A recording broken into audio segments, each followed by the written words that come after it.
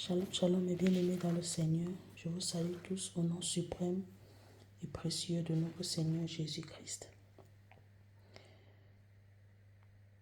J'espère que vous avez passé un bon week-end et j'espère que ce message vous trouve en bonne santé. Alors j'aimerais partager avec toi, avec vous, avec nous, la pensée du jour de ce lundi 24 février. Et ma pensée du jour est inspirée sur deux livres de la parole de Dieu. Le premier, c'est Jean 9, versets 1 à 3 et 1 Jean 1, 9. Je lis pour la gloire du Seigneur. Jésus vit en passant un homme aveugle de naissance. Ses disciples lui firent cette question. Rabbi, qui a péché, cet homme ou ses parents, pour qu'il soit né aveugle?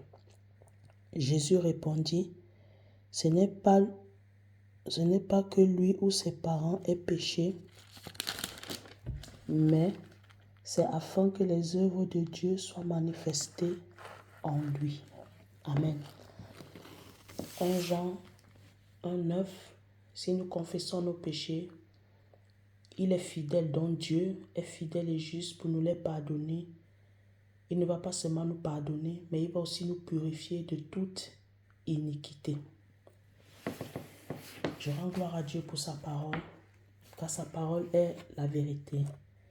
Sa parole est immuable. Personne ne peut la retrancher. Personne ne peut la falsifier. Elle est pure, elle est réelle. Alors, bien-aimés, j'ai appelé le titre, j'ai donné un thème à la pensée de ce jour, c'est la culpabilité face au péché. Je me suis rendu compte que beaucoup de chrétiens, nous sommes des chrétiens nés de nouveau, mais nous vivons toujours dans une culpabilité incessante, une culpabilité récurrente, une culpabilité abusive qui nous rend même esclaves.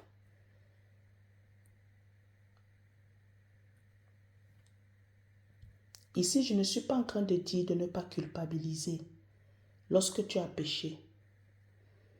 Mais la chose que je veux te faire comprendre, c'est que je veux nous faire comprendre, c'est que culpabiliser, c'est bien. Beaucoup de gens disent que non, quand tu as péché, il ne faut pas culpabiliser parce que nous sommes sous la grâce. Mais c'est du n'importe quoi parce que lorsque tu culpabilises, ça veut dire que tu prends conscience. Ça veut dire que tu prends conscience et ça, la culpabilité, lorsqu'elle est sincère, peut t'aider à changer, peut t'aider à renoncer au péché. Je suis pour la culpabilité, mais je ne suis pas pour la culpabilité incessante. Que à chaque fois, dès qu'il y a quelque chose qui t'arrive dans ta vie, tu te rappelles du péché que tu as fait. Et pourtant, tu t'es repenti. Si vraiment c'est le cas, que tu t'es repenti de tout ton cœur. Vous savez, bien-aimés, la repentance est un moyen qui nous permet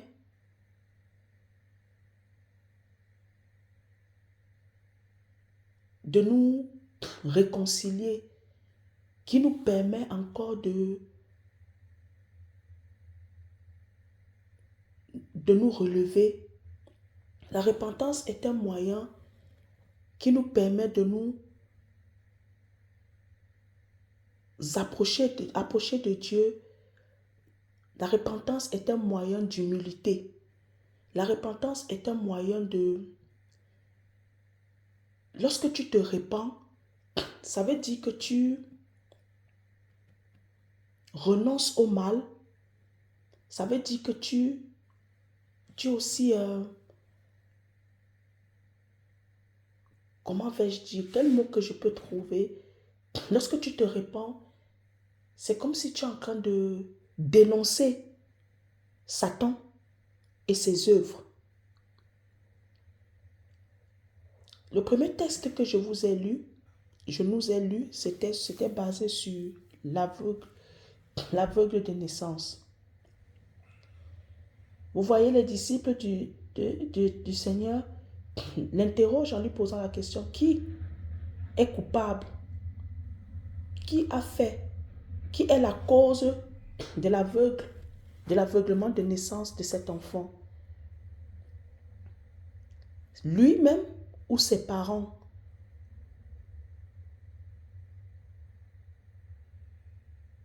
Pourquoi ces disciples posent cette question?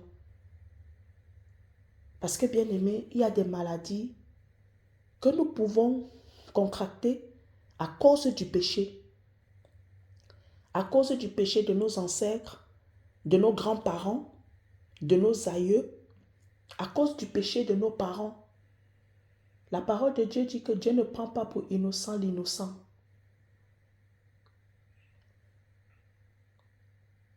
Il peut arriver qu'à cause du péché de tes parents, bien que tu sois encore en Christ, si toi-même tu ne cherches pas à prier, à briser ces liens, il se peut que les péchés de tes parents puissent encore t'atteindre. Si toi-même encore tu marches dans la voie du péché, tu pratiques encore les mêmes péchés autrefois que lorsque tu n'étais pas en Christ, il se peut que tu subisses des réclamations familiaux, les réclamations générationnelles. Tu vas te retrouver dans des situations où tu vas voir, tu es malade. Dans une famille, on trouve les gens qui, tous ont le cancer. On trouve des gens, tous ont des problèmes des yeux. On trouve des gens, tous ont des problèmes.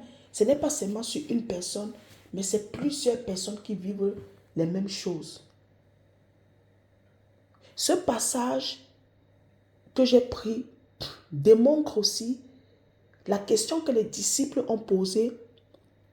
C'est une question que dans notre siècle, dans ce siècle présent, comme on voit dans certaines églises, certains faux prophètes, faux hommes de Dieu, qui vont se servir d'une situation pour accuser, pour diviser les familles. Et ça va amener peut-être la culpabilité dans le cœur de la personne en se disant que peut-être c'est de ma faute si je suis malade ou bien c'est de la faute de mes parents.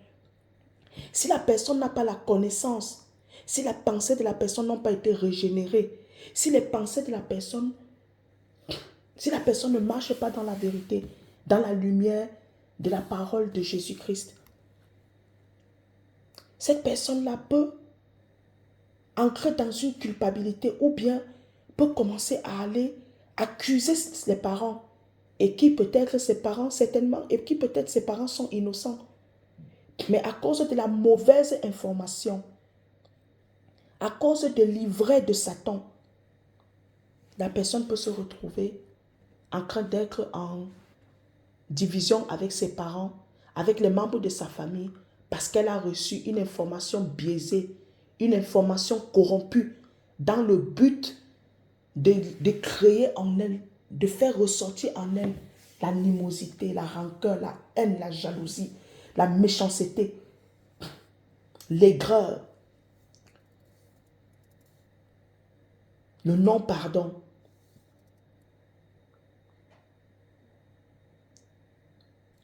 Je disais tantôt, je suis pour la culpabilité, mais je suis contre la culpabilité récurrente.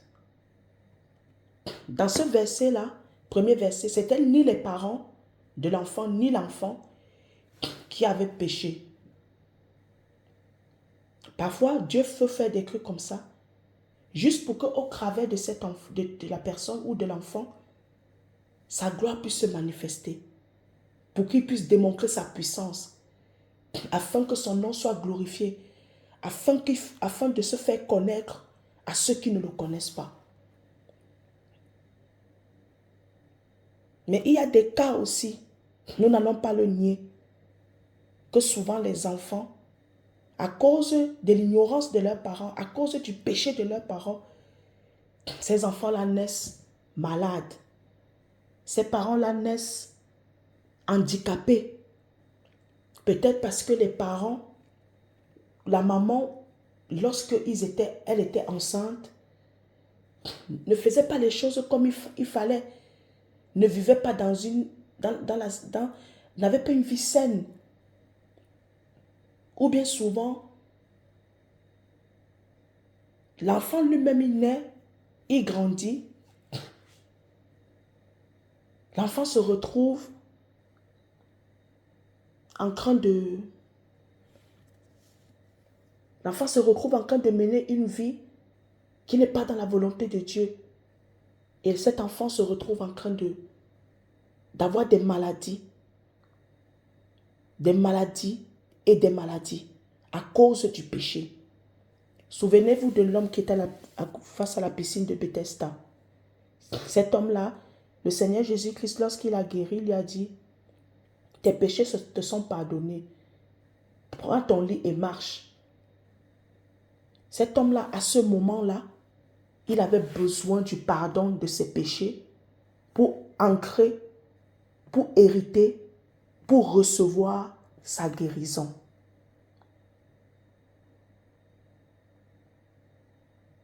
Et je pense bien que cet homme-là était conscient que si ce qui n'était pas guéri, c'était à cause de son péché, de ses péchés. Mais il fallait que Jésus lui-même vienne, Jésus lui-même se déplace.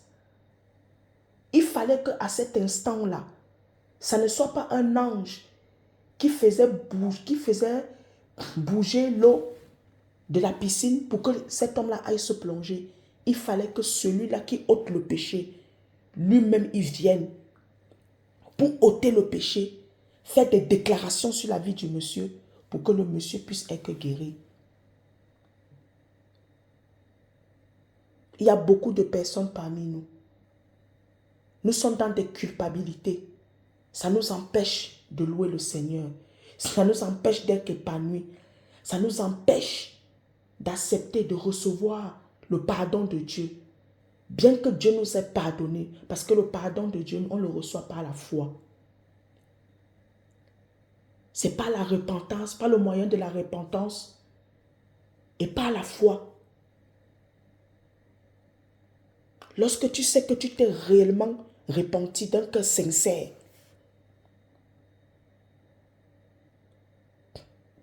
sache que vraiment, Dieu t'a pardonné. Et je vais dire, il y a certains pardons qui ne se font pas automatiquement.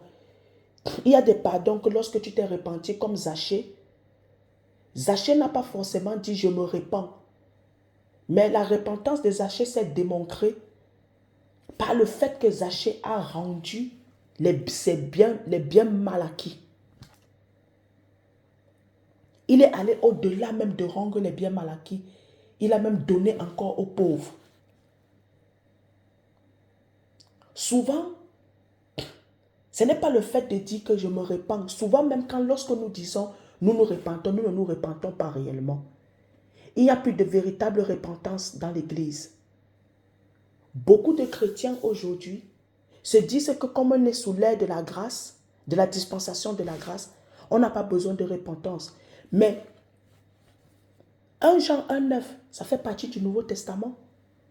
Ça fait partie de la Nouvelle Alliance. Bien-aimés, nous avons besoin de repentance. Nous avons besoin de repentance. Parce que la repentance, c'est le moyen par lequel tu t'approches de Dieu en lui disant, c'est un moyen d'humilité. C'est une marque d'humilité. C'est une marque que tu as pris conscience, tu es conscient du mal. Et que tu renonces à ce mal-là.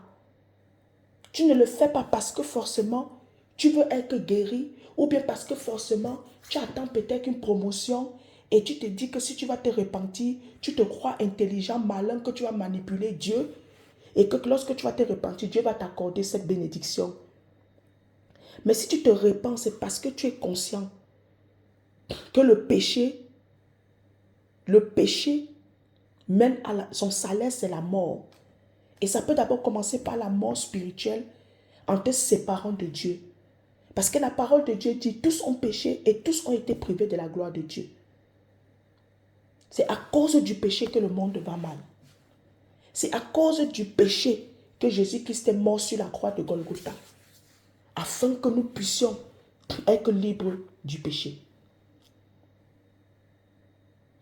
Lorsque tu te repens, ta première pensée c'est que je me repens pour Dieu, pour être agréable à Dieu. En vérité, bien-aimés, Dieu n'a pas réellement besoin que nous nous repentons pour lui. Dieu veut que lorsque nous devons nous repentir, c'est pour nous-mêmes. C'est pour hériter de la vie éternelle. C'est pour marcher dans une certaine sainteté de vie qui vont produire en nous le résultat d'être des élus de Dieu, d'hériter le royaume de Dieu. Moi, j'aimerais dire à une personne ce matin, la culpabilité récurrente, la culpabilité incessante n'est pas de Dieu. Ça, ce sont les techniques de Satan pour nous rendre toujours esclaves du péché. Si tu es convaincu que Dieu t'a réellement pardonné, et quand Dieu t'a réellement pardonné, Dieu te le fait savoir, par la paix. Ça ne veut pas dire que parce que tu allais te repentir et que Dieu t'a pardonné, que tu dois recommencer. Parce qu'il y a aussi des personnes, dès qu'ils sentent qu'ils ont été pardonnés, ils retournent dans ça. On ne joue pas avec Dieu. On ne se moque pas de Dieu. Ce qu'un homme aura sémé, il le moissonnera. Bien-aimé, lorsque tu t'es repenti, l'un des signes qui va démontrer à Dieu que ta repentance était sincère, profonde et véritable et sérieuse, c'est le fait que tu vas renoncer au péché qui t'a conduit à te repentir, qui t'a poussé à la repentance. Lorsque tu te repens sincèrement, le premier signe, c'est le renoncement à ce péché-là. Ça veut dire que tu vas vers le ciel devant le trône de la grâce. Tu implores la miséricorde et la grâce de Dieu, que Dieu te donne sa force pour vaincre ce péché, le dominer, l'écraser. Parce que beaucoup de gens, beaucoup de chrétiens pensent que, comme Dieu va nous pardonner, Dieu est amour, il va me pardonner. Je vais pécher, après je vais aller me repentir. Ça, c'est un péché conscient. Parce que sachez-le bien-aimé, un véritable chrétien ne pêche pas consciemment. Un véritable chrétien, quand il pêche, ça doit être accidentel.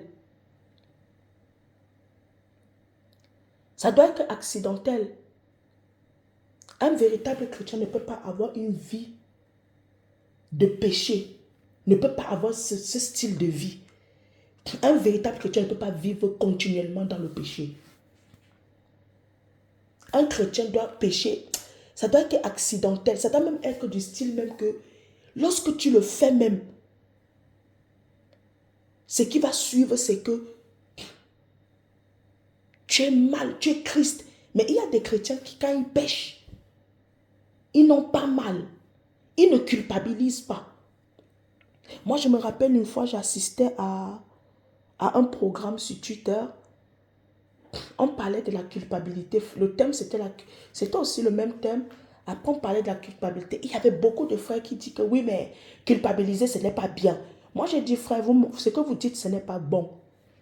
La culpabilité a son importance. La culpabilité a sa valeur. Mais la culpabilité incessante, récurrente, ce n'est pas bon. C'est la technique de Satan. Mais la culpabilité, la vraie culpabilité, t'aide à renoncer au mal, à renoncer au péché, t'aide à prendre conscience que tu as mal agi et ça va te pousser à la repentance et à la repentance véritable, profonde et sincère.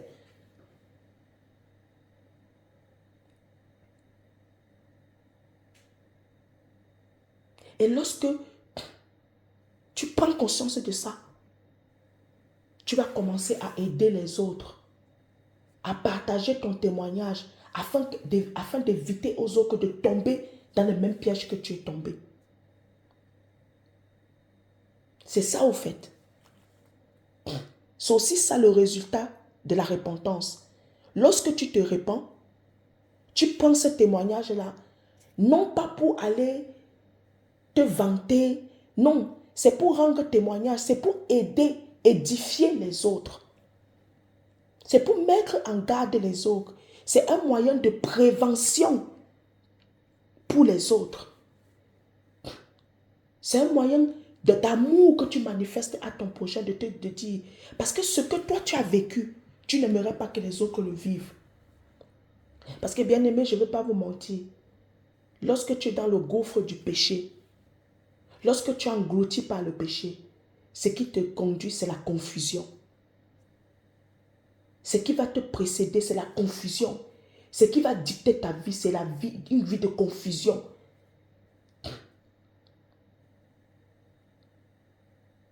Ta vie ne sera plus dictée par des bonnes moralités. Ta vie ne sera plus dictée par des bonnes valeurs qui émanent de la parole de Dieu. Mais ta vie sera dictée par la confusion. Ça veut dire qu'au lieu que tu renonces au mal, la confusion va te pousser encore. Parce que quand tu es dans la confusion, tu es aveuglé. Tu deviens esclave, prisonnier de ta chair.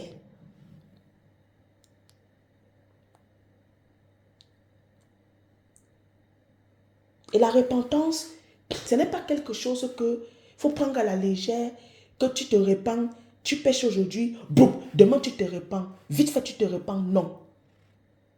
Bien aimé, la repentance, c'est une prise de conscience. La repentance, c'est un moment où toi-même, tu ancres en toi-même. Tu fais une introspection. Parce que les gens, j'ai constaté, moi-même dans ma propre expérience, la plupart du temps que lorsque j'ai commis un péché, je me répands tout de suite. Le péché, la repentance là n'est pas sincère. Je vais retomber encore dans le même péché. Mais lorsque je prends du recul,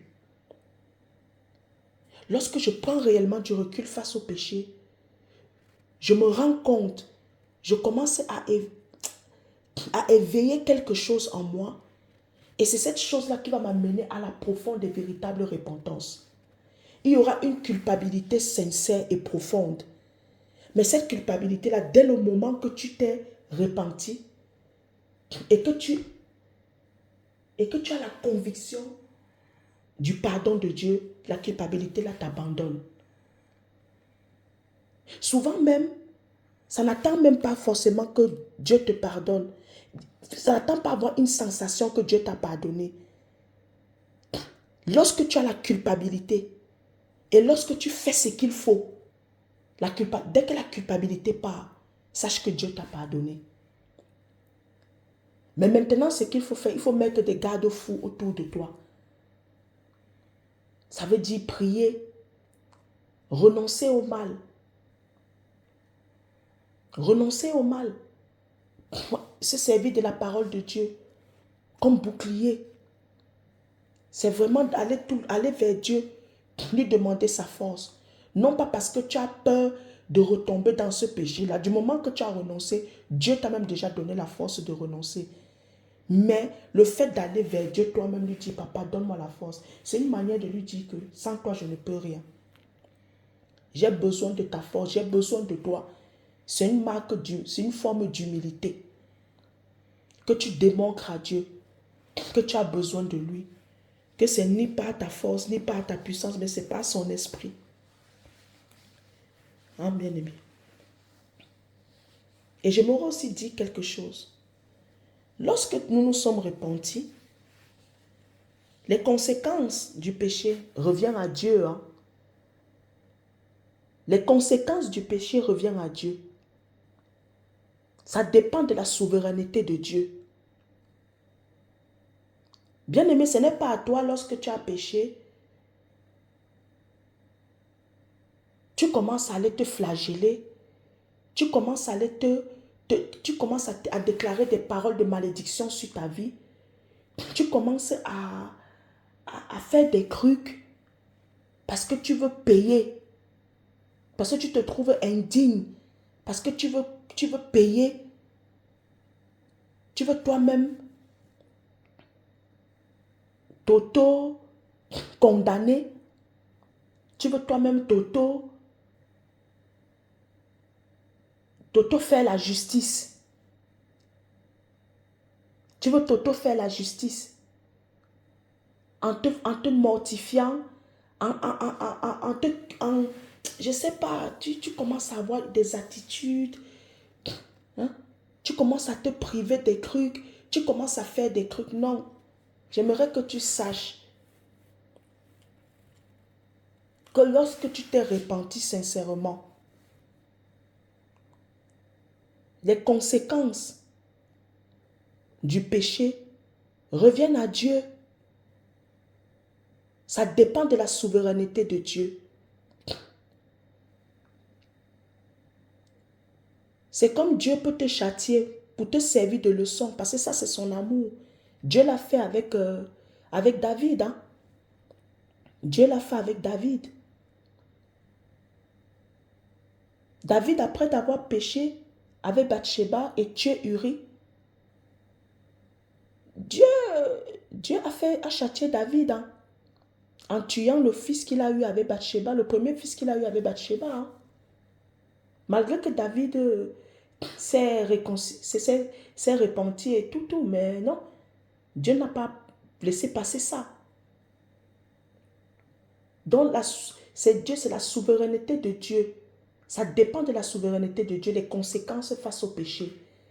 Toi-même, ne te fais pas justice. Ne commence pas à t'infliger des choses et des choses parce que ça ne servira à rien. Ne crois pas que c'est en faisant ça que forcément, si Dieu va te châtier, il ne te châtiera pas. Ou bien que si Dieu va te pardonner, que c'est ça qui va faire peut-être que Dieu te pardonne. Ou bien que Dieu considère que non, tu as déjà payé le prix de ton péché. Non, fais pas ça. Répands-toi, ta part à faire, c'est de te repentir. Le reste dépend de Dieu. Le reste dépend de Dieu. Et souvent, lorsque nous péchons,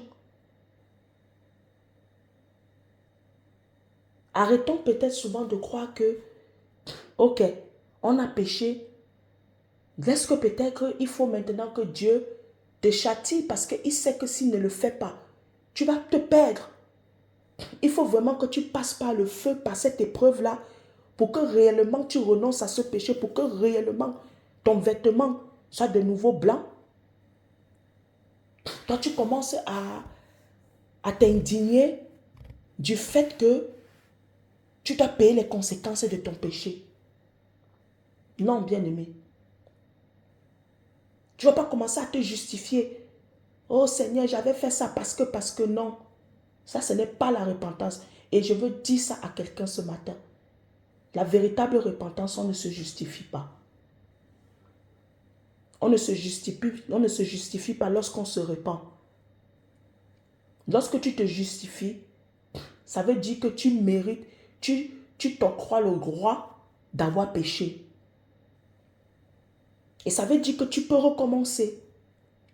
Lorsque tu te justifies, lorsque tu as fait quelque chose, si tu justifies ton péché, ça veut dire que tu es en train de te mettre au même pied d'égalité que Dieu. Donc ça veut dire par là que c'est toi qui décides. Tu es le décideur de ta vie. Non. On ne se justifie pas face au péché. Lorsque tu te justifies face au péché, ça va créer en toi l'orgueil. Ça va créer en toi l'autosuffisance. Ça ne va même pas te pousser à la repentance. Même tu ne vas même pas culpabiliser. Parce que tu auras une raison, tu t'es donné une raison d'avoir péché. Et donc, du coup, ça ne t'amènera pas dans la repentance. Au contraire, même, ça peut même créer en toi un esprit rebelle. Un esprit rebelle. Et ça va te conduire à ta perte. Lorsque tu as péché, tu ne te répands pas. Pardon, lorsque tu as péché, tu ne te justifies pas. La véritable repentance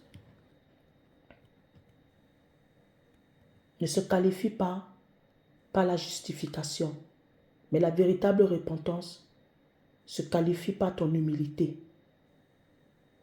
Par le fait que tu es conscient de tes tares, de tes imperfections, de tes limites, mais que tu vas au pied du Maître afin de recevoir son pardon. Tant que Père, je prie pour mes frères et sœurs et moi-même, afin que tu puisses encore parler à nos cœurs ce matin, afin que tu puisses mettre le doigt là où ça ne va pas. Papa, souvent nous passons par certaines épreuves. C'est seulement parce que nous avons péché. Et il suffit seulement d'une repentance sincère. Et il suffit tout simplement, tu attends tout simplement de nous, que nous puissions nous humilier, revenir à toi. Parce que beaucoup parmi nous, lorsque nous péchons, nous nous sentons tellement indignes que nous abandonnons même la foi, que nous arrêtons de prier, nous arrêtons même d'aller à l'église. Et souvent même parfois, ce sont même nos propres frères dans la foi qui nous condamnent, qui nous jugent, qui nous jettent la première pierre.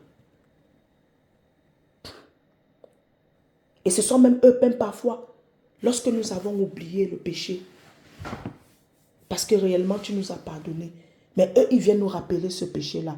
Que peut-être que c'est à cause de ce que tu avais fait quand il y a 6 mois. Peut-être c'est à cause de ce que tu avais fait quand il y a 1 année, 2 ans. Et ça fait en sorte que ça nous remet à nous les remords, la culpabilité. Et nous retombons dans le même cycle, dans le même système. Encore et encore. Et papa, nous perdons face.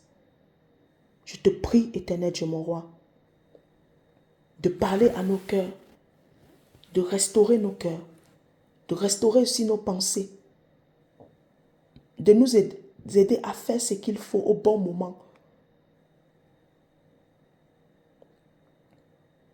Aide-nous à ne pas être des chrétiens qui sont dans la négligence, dans l'indiscipline. Papa, en réalité, si nous connaissons la vérité, il y a certaines choses que nous ne ferons, il y a certains actes que nous ne poserons plus. Quand lorsque nous sommes en communion avec toi, nous connaîtrons tes interdits vis-à-vis de nous. Et nous n'allons pas nous retrouver en train de nous repentir sans cesse, en train de tomber sans cesse dans la culpabilité. Parce que ta parole le dit, ceux qui t'aiment, c'est ceux qui gardent tes commandements. Alors aide-nous à garder tes commandements. Aide-nous à t'aimer comme toi tu aimerais que nous t'aimons. Afin que papa, nous puissions marcher dans la sainteté, dans une sainte manière de vivre. C'est au nom de Jésus-Christ que je te le demande. Tu connais nos cœurs, tu connais nos pensées, tu connais là où nous sommes encore prisonniers à cause d'un péché que toi tu nous as pardonné, mais nous n'arrivons pas à nous pardonner. Je t'en supplie, papa, touche les cœurs, change les cœurs, change les raisonnements. Change les raisonnements de tout un chacun de nous. Donne une nouvelle espérance à tout un chacun de nous. Guéris-nous aussi. Toi qui es le Yahweh Rapha, guéris-nous, restaure-nous. C'est au nom de Jésus-Christ que j'ai prié. Amen. Père, grâce chez toi, bien-aimé. Que la main et l'Esprit de Dieu reposent sur toi, soient sur toi. Que la grâce de Dieu soit ton partage. Et que sa paix t'accompagne tout au long de cette semaine. Que Dieu te bénisse abondamment. Bye bye.